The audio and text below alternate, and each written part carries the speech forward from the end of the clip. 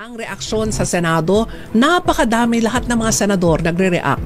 Pero ganoon din sa Kongreso, no? Pero walang sundalo na mambabatas na pwedeng magsabi ito ang dapat gawin.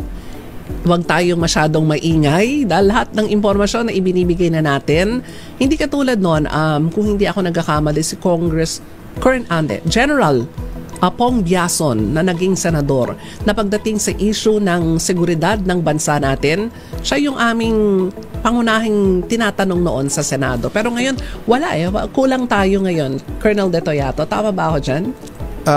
Medyo kasi in order para maintindihan mo yung galaw at mga ginagawa ng ating mga uniformadong sundalo, you have to be one. You have to wear the uniform. You have to be with them. Dapat naglakad ka rin ng daan-daang kilometro kasama sila para maintindihan mo sila. Totoo and yan. then you can speak in behalf of them. Oo.